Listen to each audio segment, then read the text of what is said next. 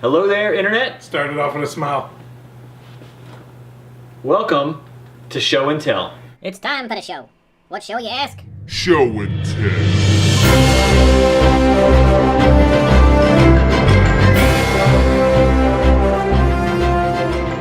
Welcome to Show and Tell, guys. I'm Steve.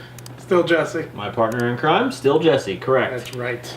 This is our first episode with more than 100 subscribers. So thank you very much. So amazing. You remember that night? We were texting each other back and forth. It was very I exciting. was so nervous. And now we have over 100 subs.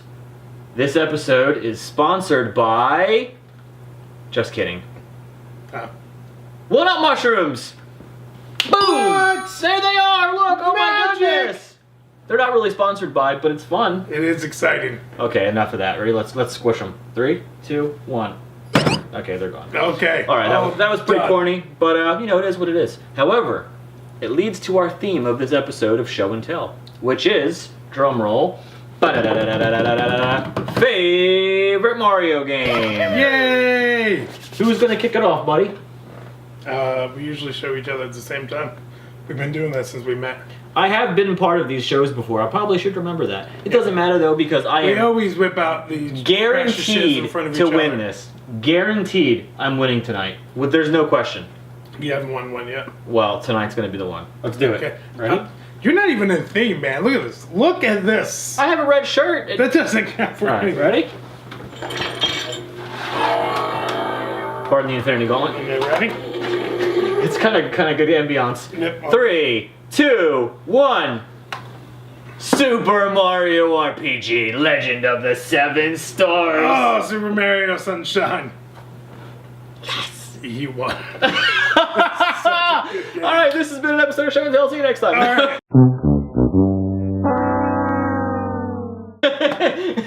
Oh man, that is a good choice. It's one of my favorite games of all time. Okay, so who's going first? I'll get my defeat out of the way. Told you I was So- gonna win. I know what you're wondering, why I don't have a case for this. Just because this is the actual copy I bought back in 2002. I bought this at, it's time it was Softworks Center, it wasn't even GameStop. I'm going to show my age there. It's true. I love the software. I used my Christmas money. I bought this. It was 2002. I had just gotten a GameCube for Christmas. See, this is an emotional thing. It isn't. Every time I try to pitch one, it's all emotional. Anyway, continue. I picked this up. It was the last one. I usually wanted to get a case, but I said it's okay because I really want to play this game. And I feel like people sleep on this Mario game. So, take it even farther back, we had Mario 64, which everybody loves Mario 64. And then they were like, how are we ever going to top that? And then they were like, you know what? We got this. Let's give Mario a jetpack full of water and we're good. But I love this game. This is one of the only games where Bowser has a voice actor, too. People always forget that. He has spoken lines in that game. You know what? You're right. Yeah, Bowser and Bowser Jr. It was in the introduction of Bowser Jr. It was 2002. I should be looking at you, camera. Sorry, I know what Steve looks like. But it was the introduction of Bowser Jr., or as my wife calls him, Baby Bowser, which drives me crazy because it's a different character. This is Bowser Jr. Yes. This is Bowser. There's so many fun references in the game. If you look, there's so many secrets. There's one point in the game, and it came out in 2002. If you haven't finished this game, I'm sorry. But there's one point where, like, you walk into a building and the guy's like, oh, there's so many ghosts here. I wish we had somebody here with a vacuum to suck them up, which is a Luigi's Mansion reference. The one island looks like a GameCube controller. Like, there's just so many fun things to find in this game. It's amazing. One of my favorite final bosses, too. Bowser's literally chilling in, a bathtub jacuzzi with Bowser Jr. and Peach, which is all types of weird, and you have to flip him out. It happens. And the emotional wait at the end when you drop and Flood's like, did I assist you, Mario? Oh, and he's all broken. Oh. See, people sleep on this game. It was so good. Sorry, it's just a good game.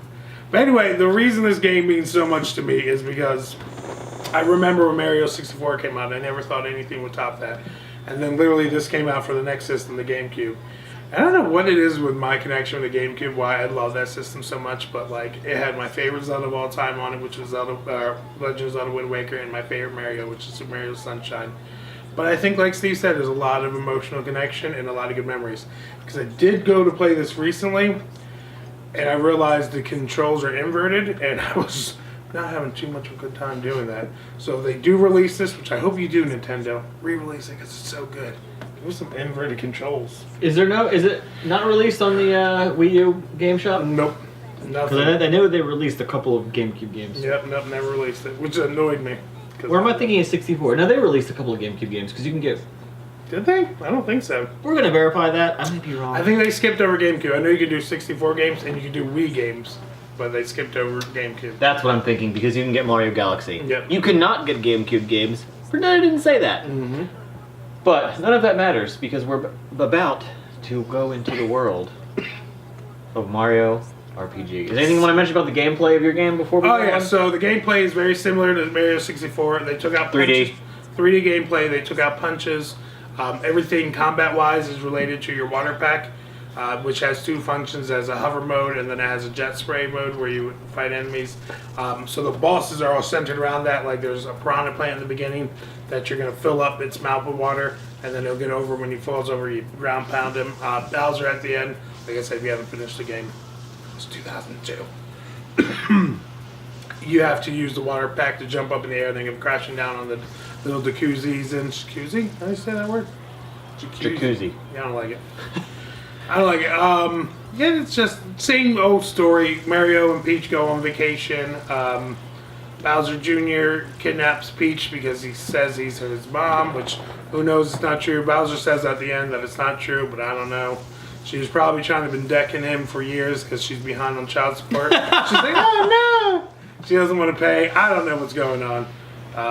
But anyway, there's a lot of fun characters to it. Mario gets framed for a lot of the graffiti crimes because Bowser Jr. is able to make a copy that looks just like him made out of paint. Which I never understood in like old cartoons. Like they would have like an evil twin, but he was like obviously different. Like his mustache pointed up or something. People are like, it looks just like you. Right. Never made sense. Well, fair enough.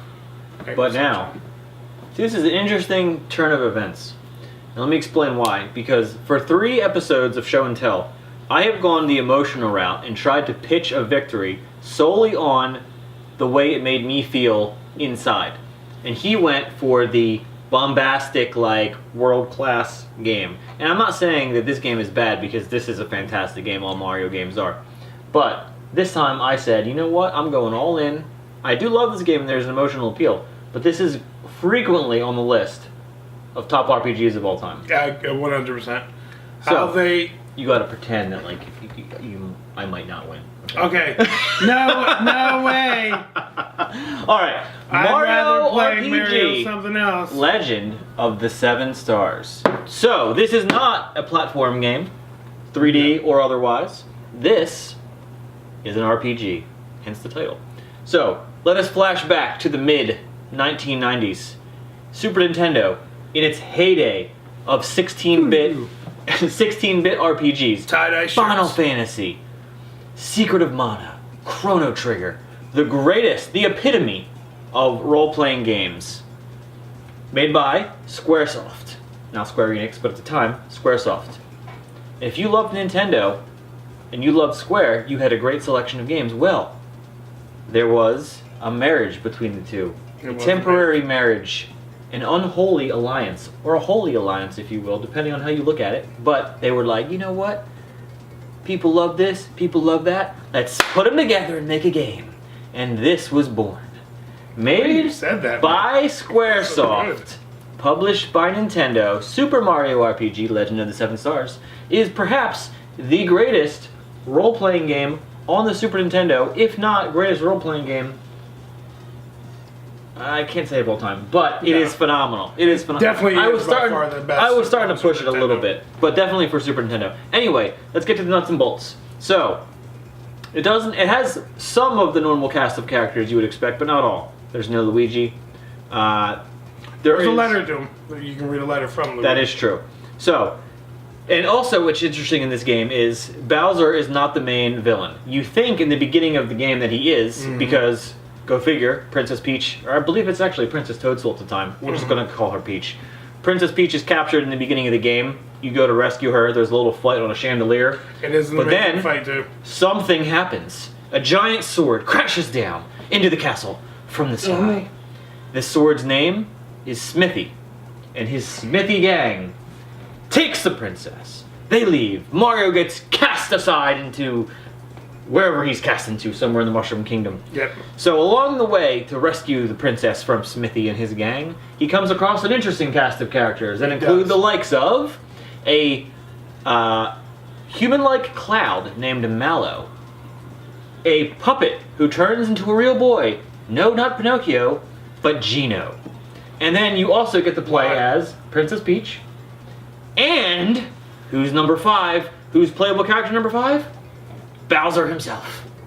So, the game is turn-based. All the combat is typical role-playing, trope-type RPG combat. The way they fit those elements in. Yes. So you have your typical attack, your defend, your special attacks, and they also implemented a very cool for the time, it's still cool today, but especially cool for the time, a timing-based system where when you attack, if you hit the A button at the exact right time, you get a second attack. Yep. So like when Mario has his hammer, if you just hit A to attack, boom, hits the guy once. But if you hit A again, it goes boom, boom, double hit. You know, some characters, boom, boom, 2 punches. So it's all about timing, you get extra damage. But again, you know, otherwise it's your typical, what you would expect from an RPG experience. You know, you can heal in combat. Some characters are fighters, some characters are more of a support class. Very, very exciting. And a very, very fantastical game. You traverse many lands. So Smithy, I believe he came from Gino came from Star Road. He was the doll that came from Star Road. But the 7 stars fell from Star Road, and that's what Smithy takes, and you have to rescue them. But it is a super fantastic story that takes you on a lovely adventure. The music and the game. It is just a good camera angle. It is beautiful. What else do I have to really say? I mean, I will say goodness things you missed. gracious. The music for that game is the look and graphics of that game is incredible. It looks like a living cartoon. Sure does. In the Mushroom Kingdom. And then what I loved about that game as a kid, and this is going to seem so nerdy, but I know some of you can identify with this. It takes you places in the Mushroom Kingdom you would have never seen, like Mario's house. You get to go. Yeah. You get like behind the castle, different dungeons. It was so neat to travel the Mushroom Kingdom that way instead of such a limited space to actually go out and like see different areas of it. You know what I thought was cool? And because it happens early in the game, and you know, I think a lot of times in games like that, things that happen early really, really excite you with certain things. Remember in the game Mallow, who's the Cloud Boy, he thinks he's a frog. It's like a running gag in the game. For some reason, he thinks he's a frog. Why not? And you go to that frog village, and there's that like Mozart like NPC, and you have to do that mini game you have to jump on the musical notes. Like you go to like a frog village. It's cool. Like you travel to the Mushroom Kingdom, and you go in different houses, different shops, different inns, and you meet all kinds of cast of characters, like you're saying, that you would never expect. It makes the Mushroom Kingdom actually feel like alive, like an actual city, a civilization, and everything like that. Not saying the other Mario games don't, but you know, we don't have much to choose from. Like every other Mario game's kind of taking you out of the Mushroom Kingdom like that. And it's really, really sad that it's 2D. To this day, and honestly probably never will be, there will never be a true sequel to that game. Yeah, the games that came out on the Game Boy, like Partners in Time and all that, they're good. The DS. Your DS. And Paper Mario for the 64 and GameCube. They're good games. I like them for Mario RPGs, but they've never held a candle to The problem is, I mean, there was a divorce basically between Nintendo and Square. I mean, they jumped ship and went to the PlayStation. I think that's why the Nintendo's never forgiven them. So they couldn't make a legit follow-up, so they went their own route and they published their own games. And like Paper Mario was the very next one. So when I heard that there was another Mario RPG coming out, that it wasn't called Mario RPG 2, it was called Paper Mario. You know, I still expected it to be a true sequel, and it obviously was not. And the DS got its own games, and they're all good. The Bowser Inside Story is my favorite out of all those RPGs. They're good. They just don't hold a candle. No. That game captured lightning in a bottle. It was Mario with Square. Was it Square Enix at the time, or what was it? Squaresoft? Squaresoft at the time, yeah. Squaresoft. It was Mario's universe with Squaresoft's charm, like that Final Fantasy charm and humor and stuff like that inside of a Mario game. It was a brilliant game. He really just like normally I come at him, you know, I'll hit him with a couple jabs, and he just came with a haymaker. I went straight for the haymaker. Yep, right. Like, right for the uppercut. I'm surprised I'm not unconscious from this. I feel embarrassed right now. Well, I think it's time we take this to a vote. I'm gonna vote first. Ready? Here we go. My vote. 7 stars. Sunshine. Sunshine. Mario Sunshine. Thank you. Ba-da-da-da-da-da. Boom. Mario RPG. I deserve that. All right, buddy. Your vote. Is it going to be a split decision, or am I going to emerge the victor? Put on the right. WWE Championship belt. The YouTube. As much as Sunshine is my favorite Mario game, First and time. as much as I love this game, 4th time's a charm. when Steve said favorite Mario game, it didn't even occur to me to talk about what is hands down probably the most brilliantly made amazing Mario game. Say it.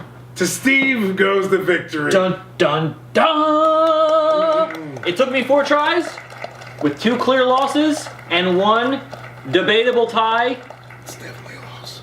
It was probably a loss, but we're going to call it a tie. I went down with the ship, but this time, Mr. Jesse's going down with the ship. Man, that was a good choice. And honestly, I'm telling you, for anybody that's ever, if you were too young to have played it, or just never got a chance, or at the time couldn't appreciate RPGs, because I did grow into RPGs as I got older, go out and play that game. It is available on the SNES Classic. Buying the system would be worth it for just that game by itself. Absolutely.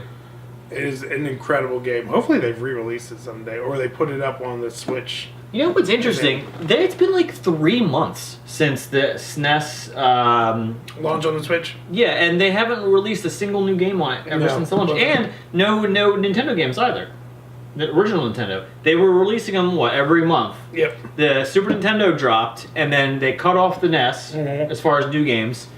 None have come out for that, and none have come out for the Super Nintendo. They were like, everybody's begging for the Super NES, give them what they want, and then we'll just move on to something else. I also think it's been a hard time for Nintendo, because how many releases did we get in a row? Oh, I mean, they're hitting it out of the park right now. That's I mean, what I'm there's no saying. doubt about it. I'm but sure they don't want to it's compete with It's themselves. interesting that, but their games are free.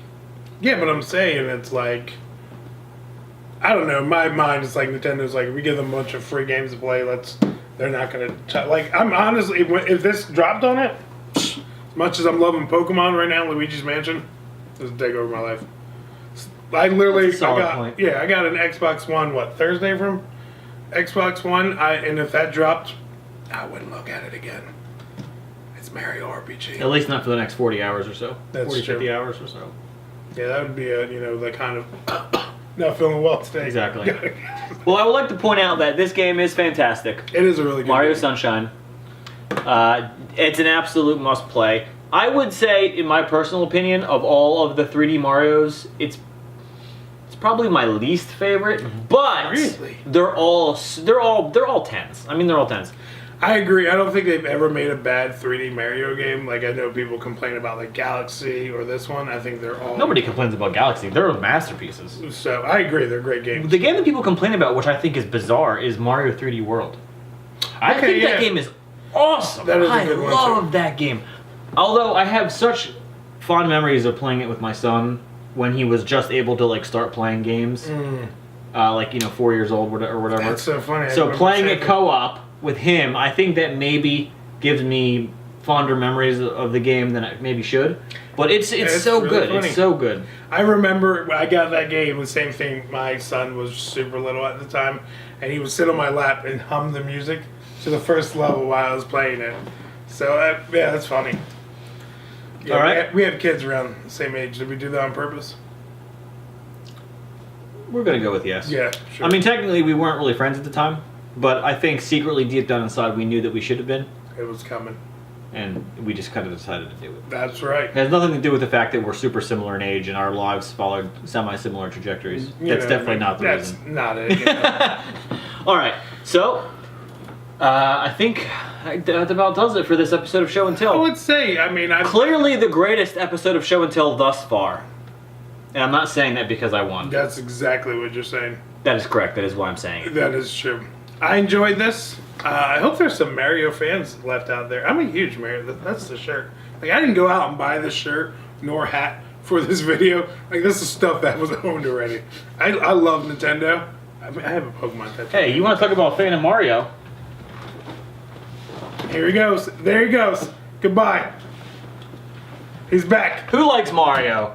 I mean, seriously. I mean, not me. I don't got any Mario stuff over here. It's All right. me. Well, that'll do it for this episode of Show and Tell. Where we talked about the plumber that's been in over 200 games. Yes, and one very bad, but also a very good live-action movie. I enjoy that movie. You leave it alone. I'm Steve, Jesse. and we shall see you next time. Mamma mia!